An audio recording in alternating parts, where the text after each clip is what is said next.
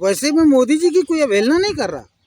हमारे देश में क्या हो रहा है, क्या मोदी जी नहीं देख रहे हैं? मोदी जी नहीं समझ रहे हैं? मोदी जी कर क्या रहे हैं, देखिए आप। पे वोट मांगने के लिए पहुंच रहे हैं, उन्हें दौड़ा दौड़ा कर कर्नाटका में मारा जा रहा है। जिस गांव में भी घुस रहे हैं बीजेपी के कार्यकर्ता, वो ग्रामीण वासी उनको दौड़ाकर मार पीट रही है। बताया जा रहा है कि जिस तरीके से वहां पे कांग्रेस का शोर है और कांग्रेस की जनता बहुत ज्यादा सपोर्ट कर रही है, वो सिर्फ जनता चाहती है कि यहाँ अब बीजेपी नहीं, कांग्रेस आने वाली है और कांग्रेस से ही हमारा सपना पूरा होगा, ऐसा वहां का लोग कहते हैं।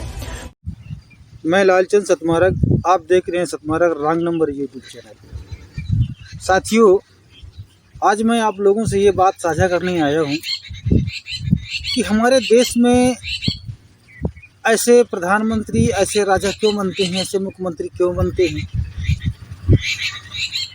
कैसे हैं, ये हमें बताने की ज़रूरत नहीं है। आप सभी लोग जानते हैं इस बात को, आप समझ सकते हैं। मैं एक छोटी सी कहानी आपको दे रहा हूँ। एक हंसा और हंसी थे,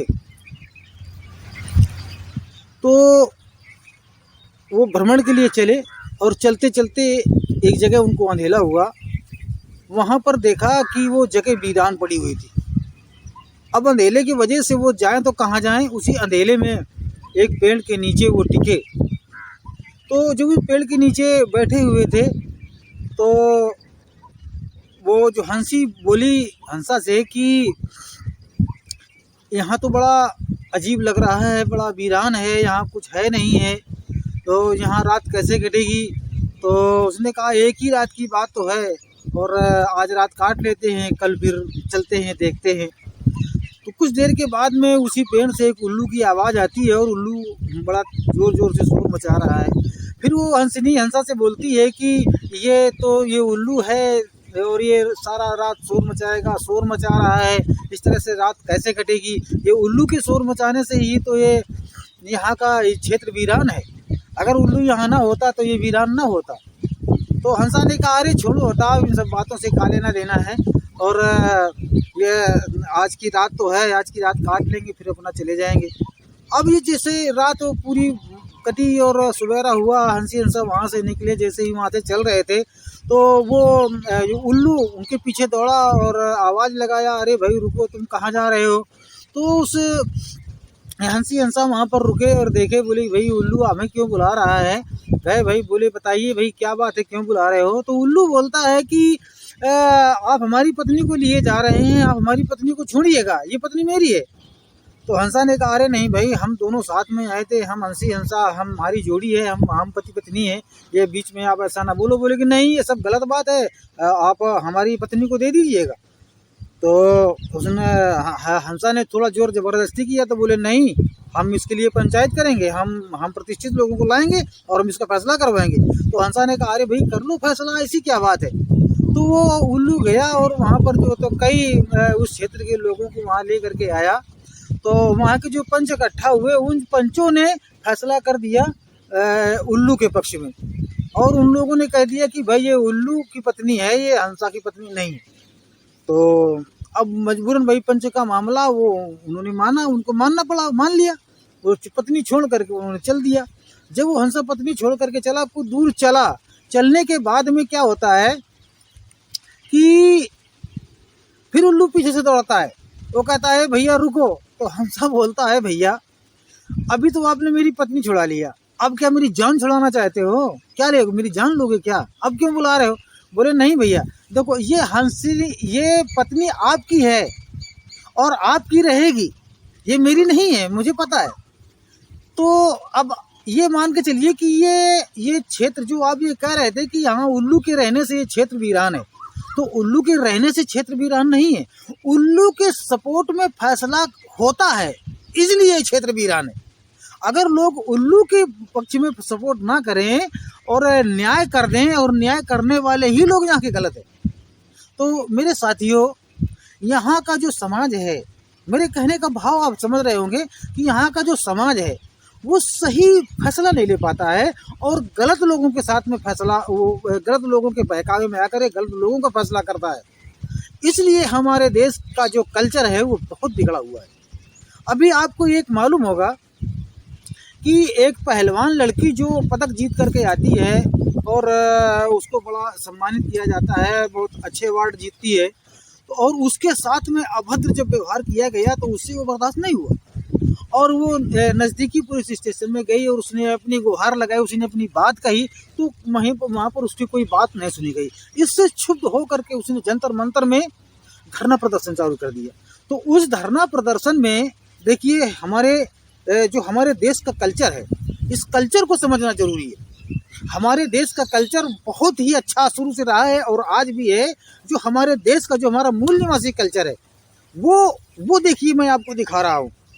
वो अब हमारे देश का जो सिस्टम है, जो हमारे देश का कल्चर है, जो हमारे देश का व्यवहार है, हमारा देश जैसा होना चाहिए उसी कानून के और उसी रस्म के हिसाब से, उसी सिस्टम के हिसाब से चंद्रशेखर भाई साहब वहाँ पर जाते हैं जंतर मंतर में और देखिए वो अपनी क्या बात कहते हैं। नमस्कार, आप देख रहे थे जनता लाइव। मैं हूँ आपसे सवीना। हम आपको दिखाना चाहेंगे कि चंद्रशेखर आजाद रावण यहाँ पर आए हैं, पहलवानों को अपना समर्थन देने। पहले भी आ चुके हैं और आज फिर आ रहे हैं। तो कल जो अपमान हुआ है वो अपमान असहनीय है। भाई हम भारत में महिलाओं की पूजा करते हैं, बहन बेटियों की पूजा करते हैं। उन्हीं बहन बेटियों के साथ वो तो बेटियां भी आप समझिए, वो बेटियां जिनकी वजह से हमने गौरव फील किया हो, जिनकी वजह से हमारे दिल में जो ना उत्साह भरा हो कि हमारी बेटी ने हमारा मान बढ़ा दिया, हमारी बहन ने हमारा मान बढ़ा दिया। उन बहनों को उन बहनों को जिस तरह से मैं तो कह भी नहीं पा रहा, ये खड़ा है भाई बजरंग, मैं तो कह भी नहीं पा रहा, ये सही भी नहीं है जिस तरह का अपमानजनक रवैया उनके साथ हुआ। ये तो किसी भी बहन बेटी के साथ होना ही नहीं चाहिए। और फिर खूब रुला रहे और खुश हो यार आपके भी बच्चे हैं, पुलिस प्रशासन के जो लोग हैं, पुलिस के प्रशासन के, भाई आपके भी तो बच्चे हैं। क्या माहौल बनाया रात आपने यहाँ?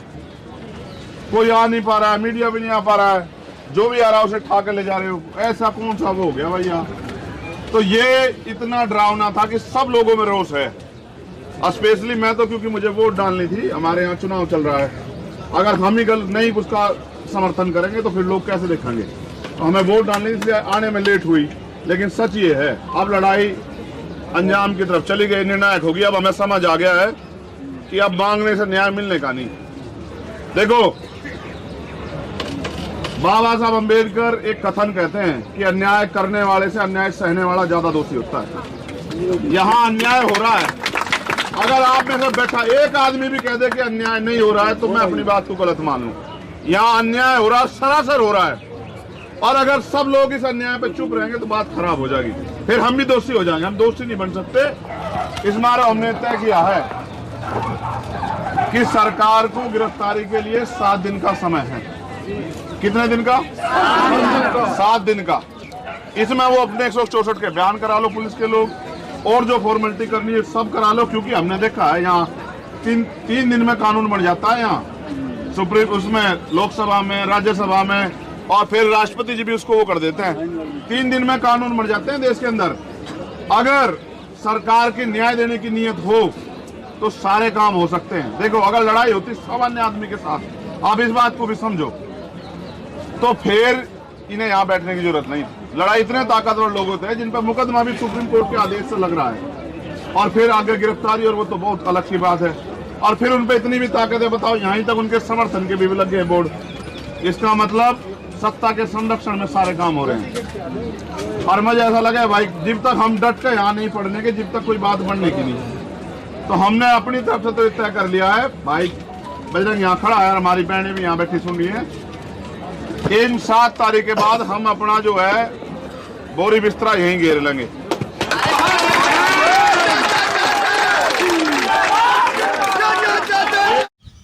ये हमारे देश का कल्चर है और ये कल्चर हमारे देश का है, मगर विदेशियों का ये कल्चर नहीं है। जो हमारे देश में विदेशी लोग घुसे हुए हैं, उन विदेशियों का ये कल्चर नहीं। उनका कल्चर क्या है? उनका कल्चर मैं आपको दिखा रहा हूँ, तो उनका कल्चर देखिए। और इनसे अगर सवाल पूछो, हिंदू राष्ट्र की बात करो, तो लोग पूछते हैं कि जाति पे बात क्यों करते हो? घोड़ी अगर आप हिंदू राष्ट्र बनने में दिक्कत है तो आपको इस्लाम राष्ट्र चाहिए क्या? पे इस्लाम राष्ट्र चाहिए क्या आपको? मुस्लिम राष्ट्र बनाना है क्या आपको? सवाल से क्यों हिंदू राष्ट्र बनने में आपको दिक्कत है तो आपको मुस्लिम राष्ट्र चाहिए क्या? पे जब खुद मीडिया हो तो आप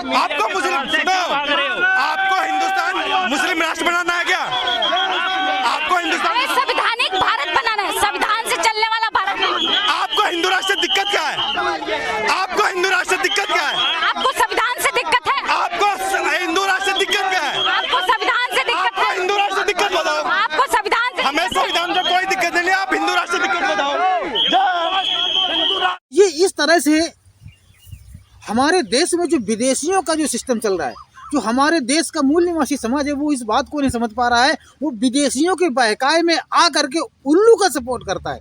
उल्लू जानते हैं क्या होता है?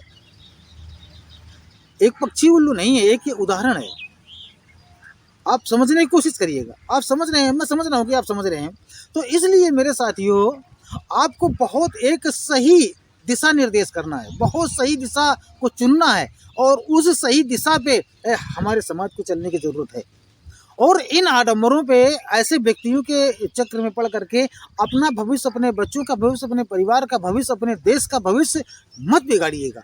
ये हमारे देश की बागडोर, हमारे देश का भविष्य हमारे मूल निवासी समाज के ऊपर है।